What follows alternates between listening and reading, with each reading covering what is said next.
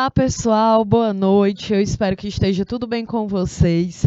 Eu sou a professora Kelly Campelo e nós estamos iniciando mais uma aula de História aqui pelo canal Educação. Então, desejo que todos vocês sejam bem-vindos e bem-vindas a mais uma aula, a mais uma discussão aqui nas nossas aulas pelo canal Educação. Tá certo? Então, na nossa aula de hoje, a gente vai discutir sobre um tema super atual, que é bem comum a gente ver esse tema na internet, na televisão, tem sido algo cada vez mais discutido, que é sobre fake news. Então, a gente vai entender o que é uma fake news, como que ela surge, como que ela é compartilhada, em que contextos políticos essa ideia de fake news, que são as notícias falsas, estão presentes, tá certo? E é um assunto bem atual, é um assunto que a gente precisa entender porque tem um impacto muito forte na conjuntura política dentro do nosso país e também no mundo. E um detalhe é que também não é algo que é recente ou é novo na história.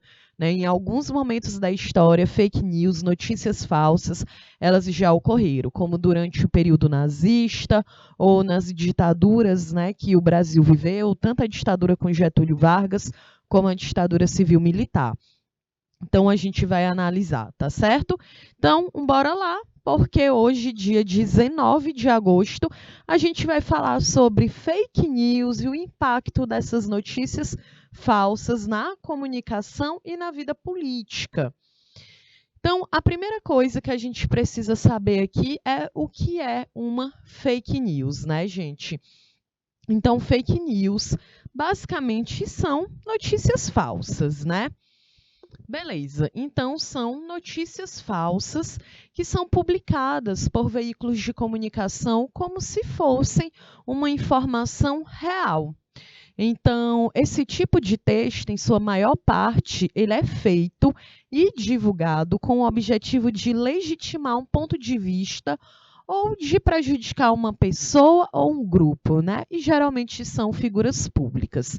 Então, por isso é muito importante que assim que a gente sempre for ver uma matéria, seja na televisão ou seja em um site, é muito importante que a gente se ligue se aquilo ali é uma matéria de informação, se tem o objetivo de te passar uma informação, ou se é uma matéria que o objetivo é expor uma opinião.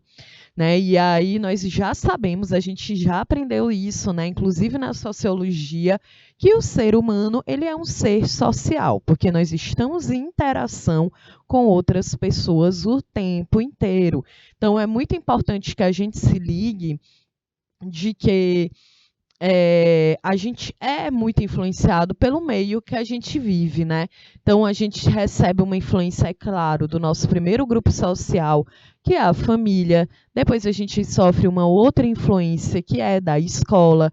Depois a gente também sofre influências da política, da cultura, da economia do nosso país, porque, afinal de contas, tudo que está inserido no meio social impacta, a forma como a gente vive dentro da sociedade. Então, de fato, é muito importante que a gente esteja atentos para que a gente não vá ser influenciado, assim, de uma forma que a nossa opinião ela seja formada de acordo com a opinião do outro, porque afinal de contas as pessoas vivem realidades próprias, têm histórias de vida própria, então a gente não pode olhar o outro como meio de comparação, tá certo? Então esse é o primeiro ponto, gente? Um segundo ponto é que essas notícias falsas, elas têm um grande poder viral. Ou seja, elas se espalham rapidamente, Então, essas informações falsas, elas geralmente apelam para o emocional daquele leitor, daquele espectador, fazendo com que as pessoas consumam material noticioso sem confirmar se é verdade o seu conteúdo. Então, a gente tem analisado bastante aqui, durante essas nossas aulas de agosto sobre internet, o desenvolvimento da tecnologia, de que forma que as redes sociais elas estão impactando a nossa vida em sociedade, porque nós estamos consumindo cada vez mais as redes sociais, né, gente? Principalmente aí, desde 2020, como a gente analisou na aula passada, com a pandemia da Covid-19, nós tivemos um aumento no uso das redes sociais. Porque o isolamento, né, como uma medida de segurança era fundamental, mas a gente mesmo assim não ficou, né, vivendo de uma forma isolada. A gente conseguiu, né, continuar se comunicando com outras pessoas. É claro que aqui a gente também precisa fazer um recorte social, já que no Brasil nós temos mais de 60 milhões de pessoas que não têm acesso à internet, né, estão excluídas dessa forma de comunicação, de informação, e é claro que isso também é um traço da desigualdade social no Brasil. Então, as pessoas que têm acesso, gente, a essas redes sociais, a gente precisa estar muito atento. A gente precisa entender, né, de que forma que essas opiniões, que essas informações falsas, elas impactam a forma como a gente vive dentro da sociedade. Porque quando eu leio uma notícia falsa e eu não procuro saber se de fato ela é falsa ou ela é verdadeira, né, eu vou passando aquela informação adiante, e isso também pode me prejudicar e prejudicar a vida de outras pessoas. É por isso que aqui na nossa aula de hoje eu trouxe alguns exemplos de fake news para a gente também compreender, né, como é que isso vai ocorrendo. Então, aqui no nosso primeiro slide, eu quero que vocês lembrem que quando a gente fala em fake news, todo mundo já sabe que são notícias falsas, né, que são veiculadas principalmente por redes sociais como o WhatsApp, porque elas são compartilhadas de uma forma muito rápida, então elas ficam espalhadas, vão se espalhando de uma forma muito rápida, e é claro, tem aquele apelo emocional, né, para o leitor, para o telespectador. E sempre essas notícias elas têm um objetivo, que é de passar, de legitimar o seu ponto de vista, ou também podem ter o objetivo de prejudicar um grupo ou uma pessoa, né? Que geralmente, como nós vimos, são de pessoas públicas. Então, o poder de persuasão, então olha aí, tem um poder de persuasão. A ideia das notícias falsas é que eu quero te fazer acreditar que aquela informação ou aquela opinião que eu estou te passando, ela é verdadeira, ela é absoluta. E isso também é algo muito perigoso, porque as pessoas acabam não questionando, não tentando compreender ou buscando aquela notícia, e a gente acaba sendo influenciado. Então, eu acabo criando uma opinião ou um ponto de vista sobre determinado assunto muito influenciada pela opinião do outro.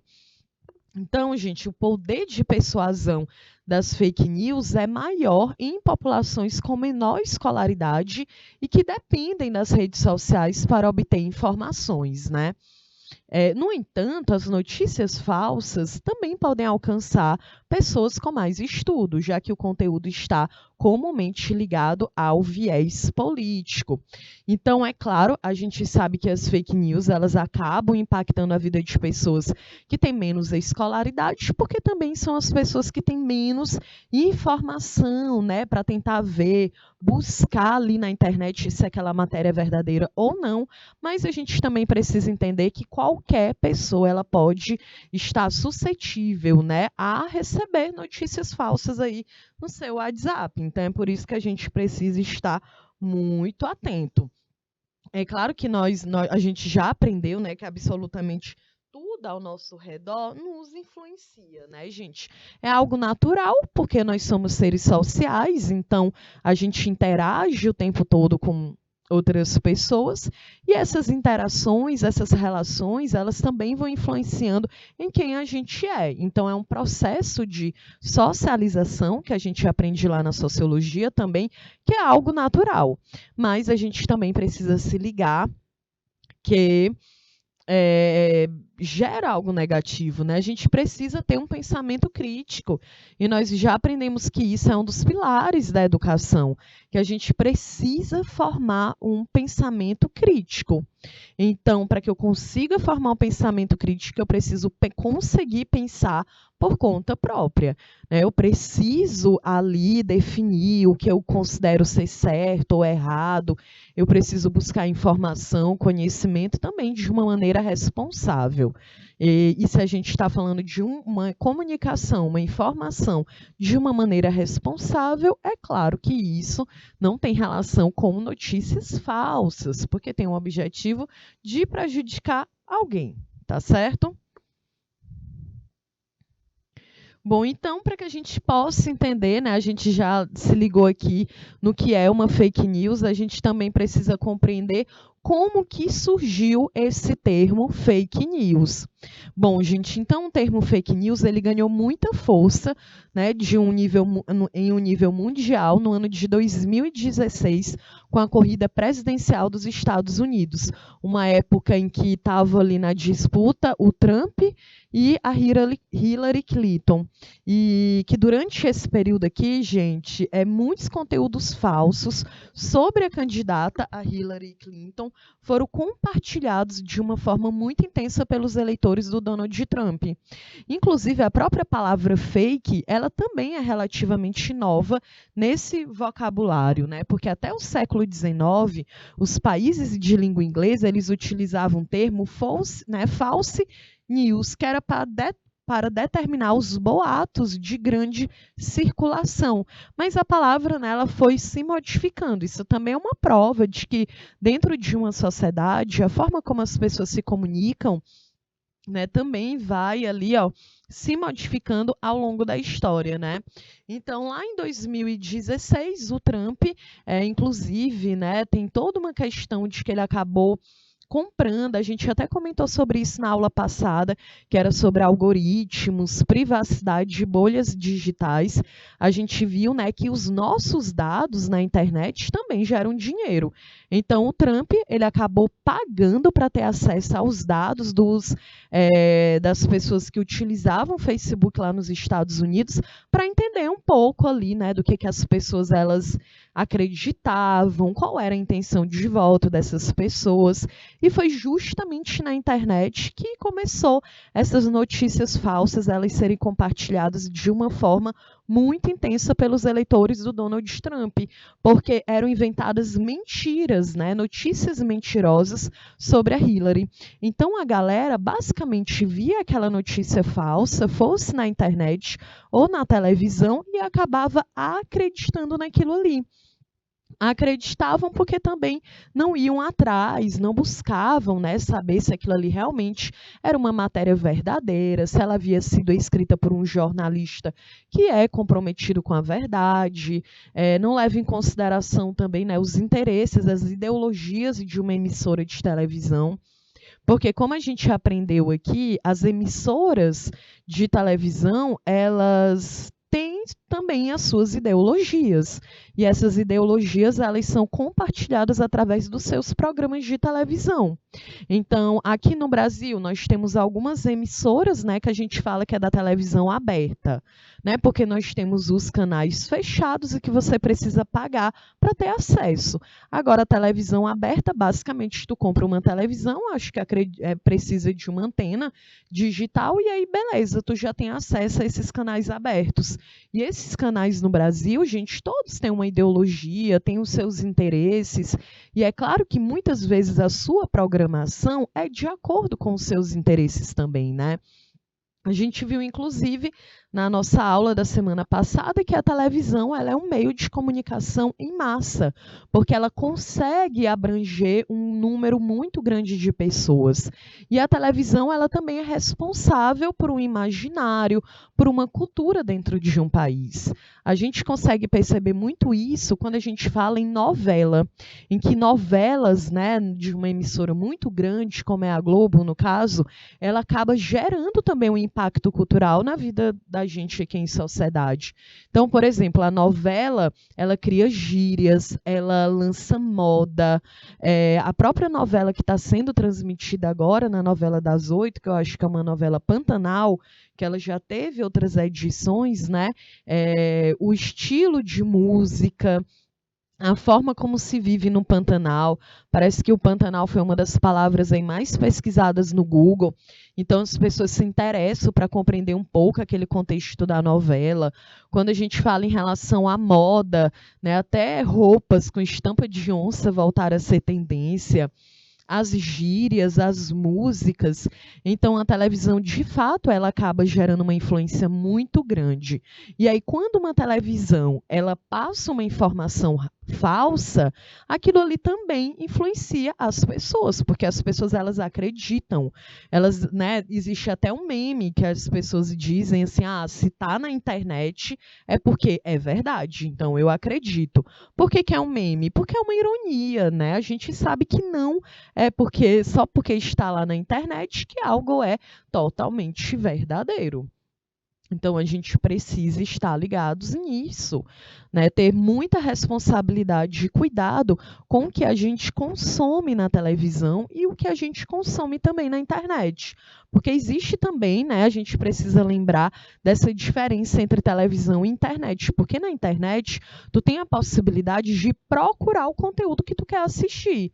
Isso é positivo, porque a gente acaba tendo mais cuidado, mas também é um pouco negativo, porque a gente pode viver dentro daquelas bolhas digitais que nós estudamos na aula passada, que é aquela ideia de que eu vivo dentro de uma bolha. Então, todas as informações que chegam até a mim são informações que eu tenho afinidade, que eu concordo, né? É o meu ponto de vista. Então, ali é a minha zona de conforto.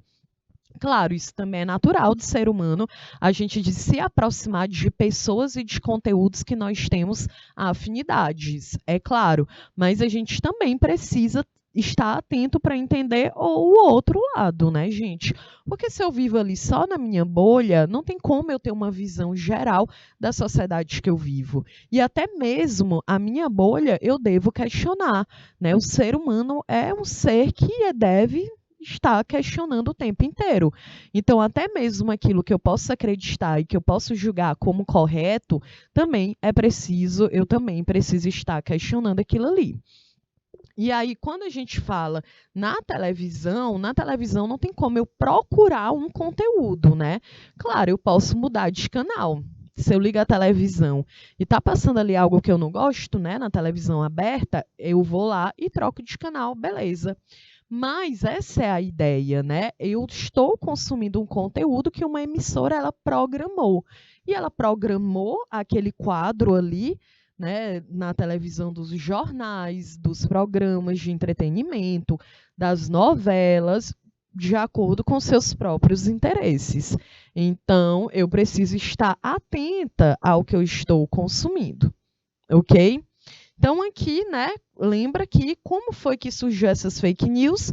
Foi justamente no ano de 2016, nessa corrida, nessa disputa presidencial lá nos Estados Unidos, entre o Trump e a Hillary Clinton, em que ficou bem conhecido em que os eleitores do Trump compartilhavam uma grande quantidade de notícias falsas sobre a candidata. E é claro que isso gerou, gente, um impacto muito grande.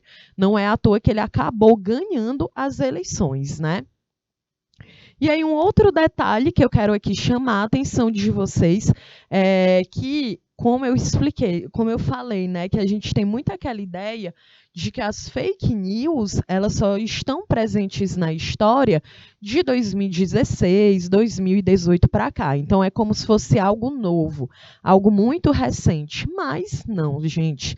Essas fake news, essas notícias falsas, elas sempre estiveram presentes ao longo da história.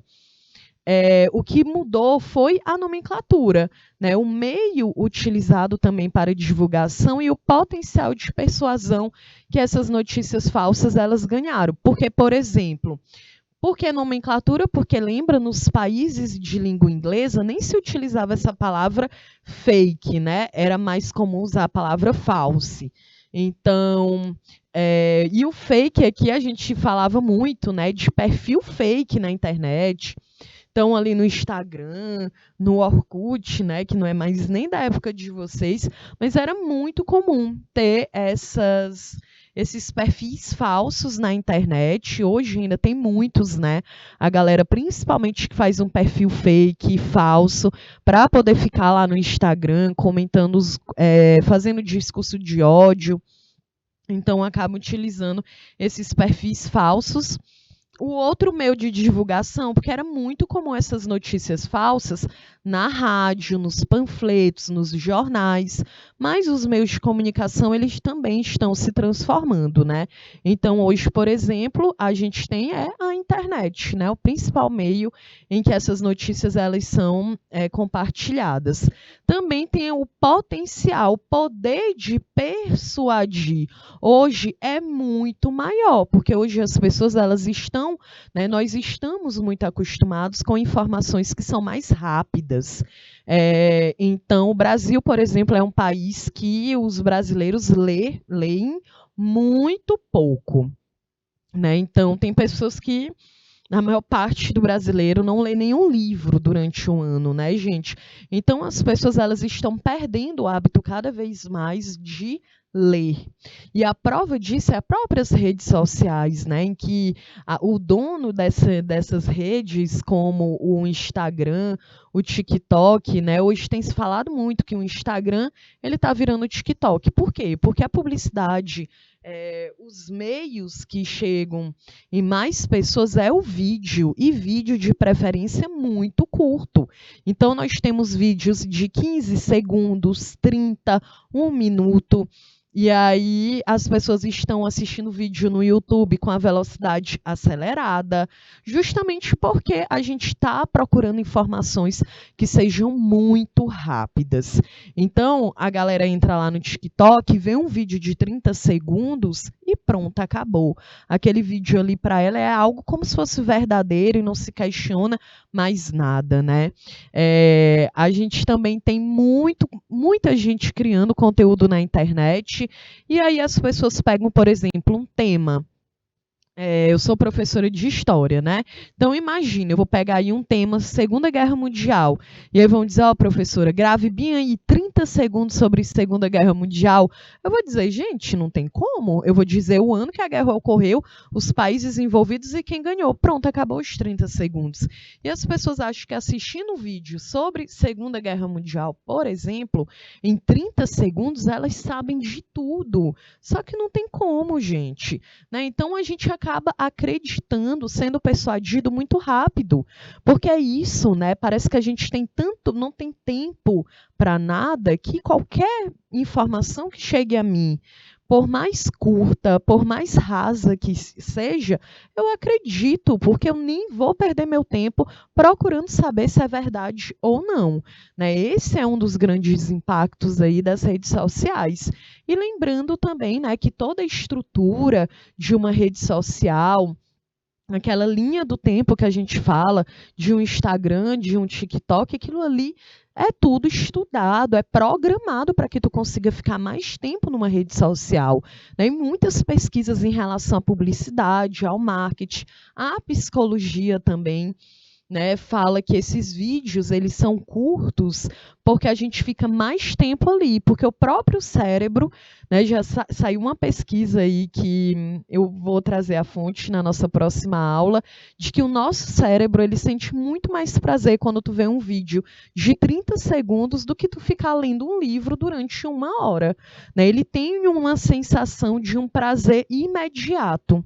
Então, a própria estrutura daquela rede social, ela é feita para isso, né? Aquela ideia de um vídeo de 30 segundos, 1 minuto, e tu fica lá naquela linha do tempo no Instagram ou no TikTok, por exemplo, tu nem precisa passar para o próximo vídeo, né? Vocês já se ligaram nisso? Então, o próprio aplicativo, ele vai passando os vídeos para ti. Tu pode basicamente ficar lá parado, só segurando o celular. Tu não tem nem o trabalho de passar, né? Isso aí foi uma prova, foi constatado que depois, com essa tática, as pessoas passam até 1 hora, mais de 1 hora, de uma forma ininterrupta, olhando vídeos na internet, nesses aplicativos, né? E é algo que tem vendido muito. A prova é que o próprio Instagram, que antes era um aplicativo que era para se colocar fotos, ele não tem mais isso, né? Até as fotos, né? Os criadores de conteúdo, as pessoas que trabalham com estratégia digital, tem falado muito sobre isso, de que as fotos, quando tu posta uma foto no Instagram, ela é menos compartilhada do que quando tu mostra um vídeo.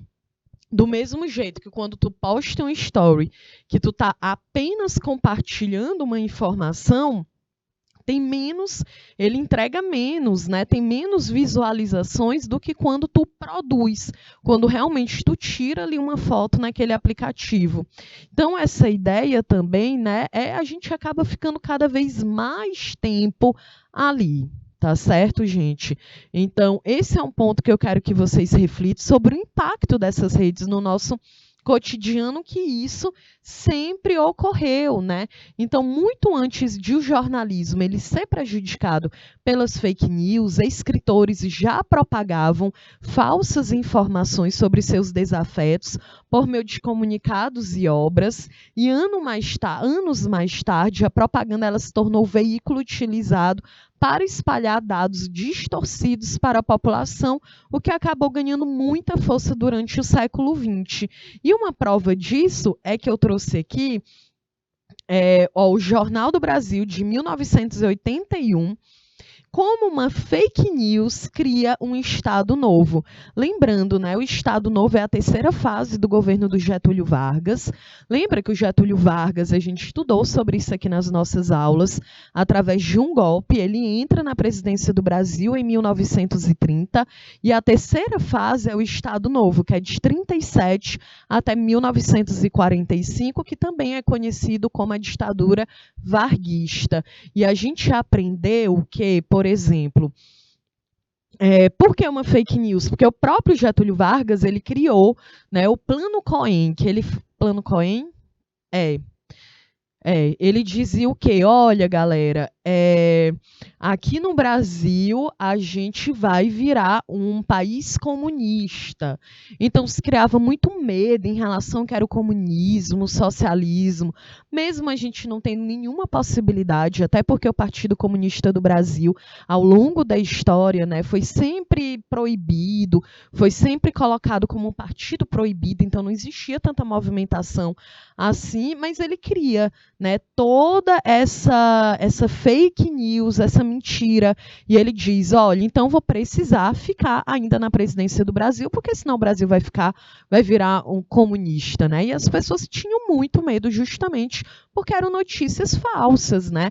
Na ideia de dizer, que se o Brasil virar comunista, as pessoas vão ter que sair dos seus empregos, ou então, né, falavam muito isso, as crianças tinham muito medo na ideia da barba, né, de dizer, então o comunista é aquele cara que tem a barba grande, que mata criancinha. Então existia todo esse imaginário, né, quase como um filme de terror, e o cara consegue se manter no poder até 1945, né, gente? Isso aí eu acho que eu não coloquei aqui, mas vem também até da propaganda nazista lá na Alemanha durante o governo do Hitler, né? O próprio o chefe da propaganda nazista, ele dizia que uma mentira contada várias vezes, ela se torna uma verdade. Então não interessava para ele, né? A ideia de que, por exemplo, na Alemanha nazista, a gente teve o Holocausto, né, em que o nazismo ele era baseado no antissemitismo, que era o ódio, a aversão aos judeus. Até hoje na história a gente não tem como, né? Inúmeras teorias foram criadas porque o Hitler odiava os judeus, mas a gente precisa entender que nenhuma teoria ela vai justificar tamanha violência e quebra dos direitos humanos, porque foram mais de 6 milhões de judeus mortos nos campos de concentração. Também era muito comum, né, mandar para os campos de concentração as pessoas que eram contra a ideologia nazista. Então era muito comum essas pessoas, mulheres, jornalistas, comunistas, pessoas negras, homossexuais, pessoas com alguma deficiência, toda essa galera era enviada para o campo de concentração e acabavam sendo torturadas e mortas ali dentro, né, gente? E aí era muito comum, Hitler ele levantava muita ideia de que aquelas pessoas elas deveriam passar por aquilo ali, porque se a Alemanha ela estava em crise econômica depois do fim da Primeira Guerra Mundial, lá em 1918, toda essa crise econômica era por causa dessas pessoas, né? Então não levava em consideração a crise econômica, porque o país havia enfrentado uma guerra, né? Todos os recursos de um país durante uma guerra são voltados para a guerra. Então a gente tem uma diminuição do comércio, da indústria, da produção de alimentos, da produção, né, de vestuário, de tecnologia. Então não tem como, né? De fato o país entra em crise, mas não era isso que ele explicava. Ele dizia que era justamente essas pessoas, né, gente? Como se essas pessoas tivessem o poder de fazer com que uma nação inteira entrasse em uma crise econômica simplesmente porque elas estavam lá existindo. Então, a própria propaganda nazista batia muito nessa tecla de dizer, olha, galera, a Alemanha está em crise porque tem judeu dentro do país. E as pessoas vão acreditando nisso, né? Tão tal que sempre quando a gente estuda a Segunda Guerra Mundial, e vocês aqui também já me questionaram isso, de dizer, poxa, professora, como a sociedade não sabe que isso acontecia, que tinha gente morrendo, virando cobaia, dentro, né, sendo torturada, dentro de campos de concentração. E, gente, é claro que a galera sabia, né? Mas existia tanta propaganda de que aquilo ali deveria ser algo normal, de que aquelas pessoas eram culpadas, né?